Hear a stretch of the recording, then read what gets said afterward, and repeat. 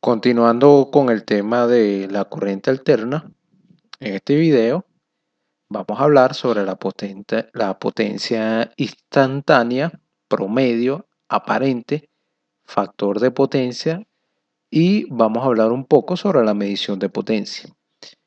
En este punto ya estamos entrando a los temas más importantes, ya que el tema de la potencia instantánea, la potencia promedio, la potencia aparente y el factor de potencia, y adicional a eso, la medición de potencia, son temas que vamos a utilizar para siempre. Siempre vamos a hablar de potencia, siempre vamos a hablar de factor de potencia y siempre vamos a estar midiendo potencia. Por lo tanto, pido que en este video debemos poner la mayor atención posible para no tener confusión en futuros videos. Y siempre recordemos estos conceptos de la mejor manera. Entonces, la potencia instantánea, que es medida en vatio, es la potencia en cualquier instante. La potencia instantánea también puede concebirse como la potencia absorbida por el elemento en un instante específico. Las cantidades instantáneas se denotan con letras minúsculas. Si tomamos el caso general ilustrado en la figura y lo utilizamos la siguiente ecuación para ver B e I, tenemos una fuente senoidal, tenemos un voltaje y tenemos una corriente que varía en el tiempo. Entonces tenemos un circuito lineal pasivo.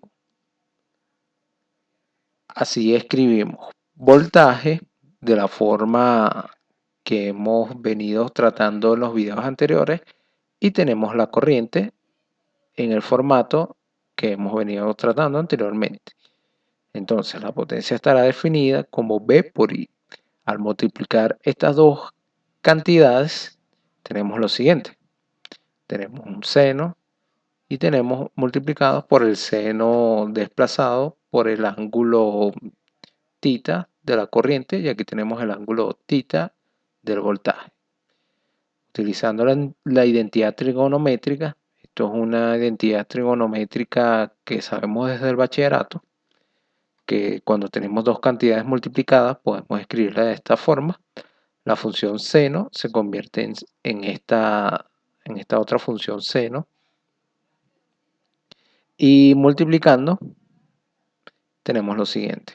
Tenemos 2 cosenos dividido entre 2 y sumando o organizando términos iguales tenemos el coseno en función de estos dos ángulos, del voltaje y la corriente, y tenemos el coseno que tienen esta cantidad en común, el omega, con estos dos ángulos de voltaje y corriente. Y si separamos los términos, o sea, tenemos voltaje, tenemos los senos que los escribimos en función de coseno, entonces separando los cosenos y multiplicándolo por este valor que teníamos inicialmente y dividiéndolo entre 2, que es este 2 que tenemos aquí, tenemos un valor fijo y un valor que varía en el tiempo, ya que aquí tenemos un omega multiplicado por t, un 2 omega multiplicado por t, mientras que aquí tenemos simplemente unos ángulos. ¿Qué quiere decir esto? Veamos aquí en el gráfico. Aquí podemos definir la potencia promedio para una red de corriente alterna senoidal. Aquí tenemos la corriente, tenemos el voltaje y aquí tenemos, este valor que está aquí sería la potencia promedio, que es lo que vemos en este valor fijo. Y aquí esto sería el valor del voltaje con la corriente por la corriente entre 2. O sea, tenemos un valor fijo. Entonces, la potencia instantánea tiene dos términos. El primer término en la ecuación anterior posee magnitud constante, o sea, que no depende del tiempo, y por ello proporciona cierta transferencia neta de energía. Este término se denomina como potencia promedio. El segundo término es una función senoidal cuya frecuencia es 2 omega, el doble de la frecuencia angular de la tensión o la corriente. La potencia instantánea cambia con el tiempo y por lo tanto es difícil de medir. La potencia promedio, que es lo que acabamos de decir, es más fácil de medir. De hecho, el batímetro es el instrumento para medir la potencia y responde a la potencia promedio. La magnitud de la potencia promedio entregada es independiente de si el voltaje adelanta a la corriente o si la corriente adelanta el voltaje. Entonces, en resumen, podemos definir la potencia promedio en watts, en vatios, es el promedio de la potencia instantánea a lo largo de un periodo. Devolvámonos atrás. Tenemos la potencia instantánea que tiene dos términos, un valor fijo y una variable en el tiempo. Y el valor fijo se denomina como potencia promedio y se mide en vatios y esto es lo que mide un vatímetro. La potencia promedio se puede escribir de esta forma. V por I entre 2 por el coseno, donde P es la potencia promedio en vatios y esta ecuación también se puede escribir de la siguiente forma. Para tener valores RMS, o sea, estos valores los dividimos entre raíz de 2, ya definimos cómo se encontraban los valores RMS y concluimos que podemos encontrar un valor RMS dividiendo simplemente entre la raíz de 2. Si dividimos estos valores entre raíz de 2, encontramos valores efectivos o valores RMS. Así la potencia se define como V por I RMS por el coseno de tita. Una carga resistiva absorbe potencia todo el tiempo, mientras que una carga reactiva absorbe una potencia promedio nula. Esto se debe a lo siguiente. En un circuito puramente inductivo, dado que el voltaje adelanta la corriente por 90 grados, esto ya lo hemos dicho hasta el cansancio en videos anteriores, tenemos 90 grados. Así que si sustituimos este valor de 90 grados, tenemos 0 vatios. En un circuito puramente capacitivo, dado que la corriente adelanta al voltaje por 90 grados, al sustituir 90 grados en el coseno de la fórmula tenemos 0 vatios. Así que una carga resistiva absorbe potencia todo el tiempo, mientras que una carga reactiva, sea capacitiva o inductiva, absorbe una potencia promedio nula. Tenemos este ejemplo donde debemos determinar la potencia promedio entregada a las redes que tienen los siguientes voltajes y corrientes de entrada. Tenemos un caso A y un caso B. Tenemos voltaje, tenemos corriente, lo tenemos escrito de esta forma. Entonces, el voltaje sería de 100, tita sería 40. Y aquí tenemos que los datos para la corriente. Al restar ambos ángulos, tenemos un valor de 30 grados en módulo. Y al sustituir en esta ecuación, para determinar la potencia promedio, recuerden que la potencia promedio la definimos de esta forma, obtenemos que serían 866 vatios. Potencia media se mide en vatios. Luego, para la parte B, tenemos estos dos ángulos negativos que al restarlo tendríamos un valor de 20 grados. Al sustituirlo en la ecuación, esta ecuación tenemos que memorizarla, ya que cuando hablemos de sistema de potencia, en sistema de potencia vamos a utilizar mucho esta fórmula. Entonces, al sustituimos el valor del ángulo, sustituimos estos valores y tenemos que la potencia sería de 211.43 vatios. Halle la potencia instantánea y la potencia promedio absorbida. Aquí tenemos dos valores de voltaje y de corriente, escrito de esta forma, en este formato. Y la potencia instantánea está dada al multiplicar estas dos ecuaciones.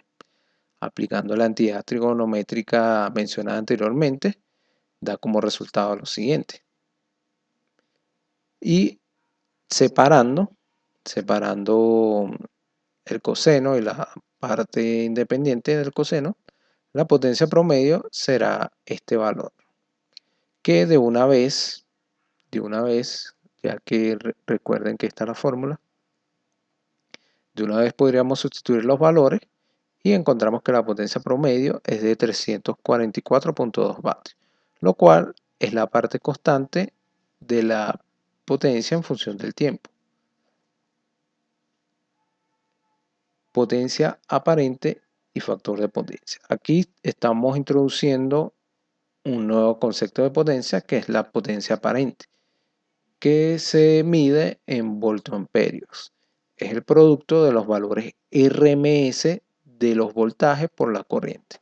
O sea, si tenemos estas dos ecuaciones, tendríamos que tener el voltaje RMS, la corriente RMS y multiplicarla. Entonces, si tenemos estas dos ecuaciones, o este voltaje y esta corriente en función del tiempo, es claro que simplemente bastaría restar los ángulos y esto dividirlo entre raíz de 2. Y así tenemos que la potencia aparente simplemente es el voltaje por la corriente en RMS. La potencia aparente se llama así porque aparentemente la potencia debería ser el producto voltaje-corriente, por analogía con los circuitos resistivos de corriente directa. Esta potencia se mide en volt-amperes o VA, para distinguirla de la potencia promedio o real, la cual se mide en vatios.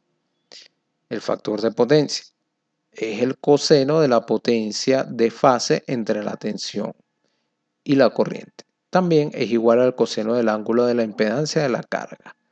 El factor de potencia también puede considerarse como la porción entre la potencia real disipada en la carga y la potencia aparente de la carga.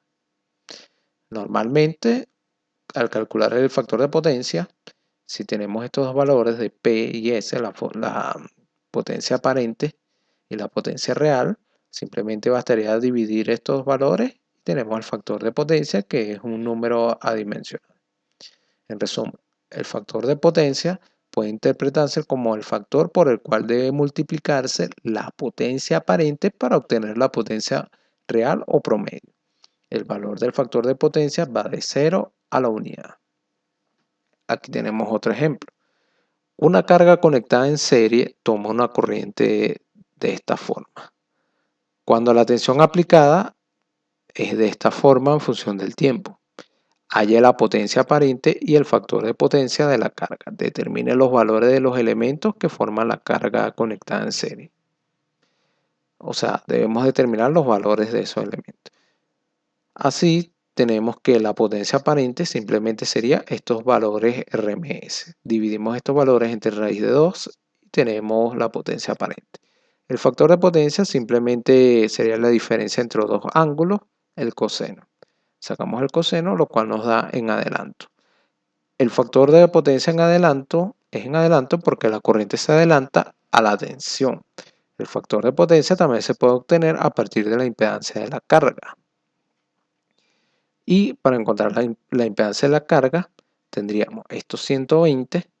Esto está descrito en coordenadas polares. Aquí tenemos 120 y bastaría que componer este ángulo de este lado. Igual para la corriente. Así encontramos la carga en coordenadas rectangulares o en coordenadas polares. Normalmente una impedancia siempre se expresa de forma de coordenadas rectangulares. La impedancia de la carga acepta puede modelarse como una resistencia de 25.98 ohmios en serie con un capacitor, que sería la reactancia. Aquí, como tenemos la frecuencia, podemos despejar la capacitancia, la cual nos da 212.2 microfaradios. Entonces, como el factor de potencia está adelantado, podemos asumir que podemos encontrar la capacitancia. Aquí vamos a hablar un poco de las aplicaciones. La medición de potencia, el instrumento con el que medimos la potencia en vatios, sería el batímetro, que es el instrumento para medir la potencia. Recuerden que cuando hablamos de vatios no estamos hablando de potencia aparente, estamos hablando de potencia promedio. En la figura siguiente aparece un batímetro que consta en esencia de dos bobinas, la bobina de corriente y la bobina de tensión. La bobina de corriente con muy baja impedancia, idealmente de cero, se conecta en serie con la carga y responde a la corriente de carga. La bobina de tensión con una impedancia muy alta, idealmente infinita, se conecta en paralelo con la carga, como se muestra en la figura, y responde a la tensión de la carga. La bobina de corriente actúa como cortocircuito a causa de su baja impedancia. Aquí tenemos la bobina de corriente y aquí tenemos la bobina de tensión. Más adelante podremos hacer ejercicios en el cual apliquemos batímetros y veamos qué mide un batímetro. Entonces aquí estamos midiendo el voltaje y la corriente. La bobina de tensión se comporta como un circuito abierto a causa de su alta impedancia. Así, la presencia del batímetro no perturba al circuito ni tiene efecto sobre la medición de potencia. Cuando las dos bobinas se energizan, la inercia mecánica del sistema móvil produce un ángulo de desviación que proporciona al valor promedio del producto, BDT por IDT. Sus componentes fasores RMS son las siguientes. Simplemente dividimos entre raíz de 2. Y el batímetro mide la potencia promedio dada por esta expresión. Como se observa en la figura anterior, cada bobina del batímetro tiene dos terminales, una de ellas marcado como para asegurar una deflexión ascendente. La terminal de la bobina de corriente se encuentra hacia la fuente, mientras que la terminal de la bobina de tensión está conectada a la misma línea de la bobina de corriente. La inversión de la conexión de ambas bobinas daría por resultado cualquier modo en una deflexión ascendente. Sin embargo, la inversión de solo una de ellas, pero no de la otra, daría por resultado, pero no de la otra daría por resultado una desviación invertida y en una lectura nula del batímetro. Otra aplicación serían los valores nominales de los aparatos eléctricos. La potencia media se utiliza para cuantificar la potencia que los electrodomésticos necesitan. En la tabla siguiente, en esta tabla, se presenta la potencia media nominal y el consumo anual estimado en kilovatios hora de algunos tipos de aparatos comunes. Los valores de consumo de energía se han obtenido estimando el número de horas anuales que se utilizan dichos aparatos. Por ejemplo, una cafetera tiene un consumo anual estimado de 140 kilovatios horas y un consumo medio de potencia durante la operación de 1.2 kilovatios. Por lo tanto, estamos suponiendo que una cafetera se utiliza 140 entre 1.2, es decir, 116.67 horas por año, lo que equivale a un aproximado de 19 minutos diarios. Entonces, tenemos la potencia media y el consumo anual estimado para una cafetera, un lavaplatos, una batidora, un horno, una tostadora, una lavadora automática, entre otras cosas. Entonces, si tenemos estos datos, podemos estimar más o menos el consumo. Aquí tenemos este ejemplo que suponga que el circuito al que están conectados tomas en una cocina típica se está alimentando con un conductor protegido por un fusible de 20 amperios y un disyuntor de 20 amperios. ¿Qué es un fusible? Un fusible es una protección que protege el conductor de las casas, por ejemplo, en este caso.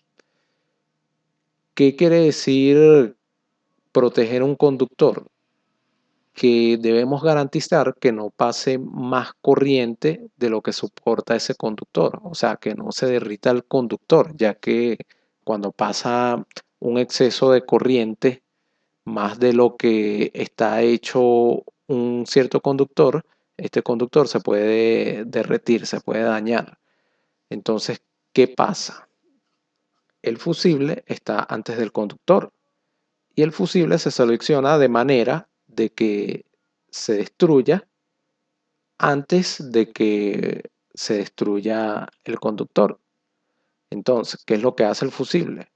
Se coloca el fusible y cuando pasa una corriente por la cual puede dañar el conductor, primero se destruye este fusible de manera que no siga el paso de corriente.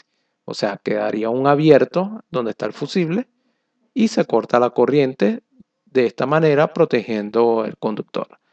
Entonces, retomando el ejemplo, suponga que el circuito en el que están conectadas tomas en una cocina típica está alimentado con un conductor protegido por un fusible de 20 amperios o un disyuntor de 20 amperios. Suponga que también tenemos 4 electrodomésticos alimentados a 120 voltios y operando simultáneamente. Una cafetera, un aparato para cocer huevos, una parrilla eléctrica y una tostada. Se verá interrumpido el circuito por el dispositivo protector.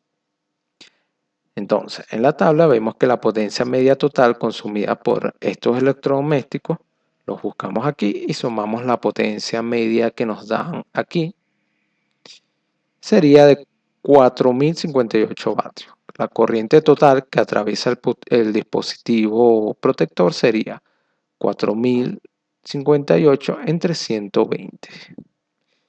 Aquí dice que están alimentados a 120 voltios. Así que la corriente total que atraviesa el dispositivo protector será de 33.82 amperios. Así que la respuesta es que el dispositivo protector interrumpirá el circuito, ya que esta corriente es mucho más grande que el valor del fusible. O sea, el fusible se va a derretir protegiendo el conductor, ya que si sería un fusible, por ejemplo, de 40 amperios, pasa esta corriente, el fusible no se derrite, sigue conduciendo, en el conductor llega esta corriente, por lo tanto, esa corriente dañaría al conductor y dañaría todos estos equipos. Y en ese caso, sería una mala elección de fusible y se vería afectado nuestros electrodomésticos por una mala selección de fusible. Con estos ejemplos de aplicaciones, concluyo este video y no me queda más nada que agregar que decir que estas definiciones son muy importantes. El factor de potencia, la potencia aparente, la potencia instantánea, ya que esto será el día a día de cualquier ingeniero o cualquier electricista. De ahora en adelante, estos conceptos van a estar siempre presentes en todas nuestras aplicaciones de ingeniería eléctrica o de electricidad. Sin más nada que decir, los invito a continuar en el próximo video.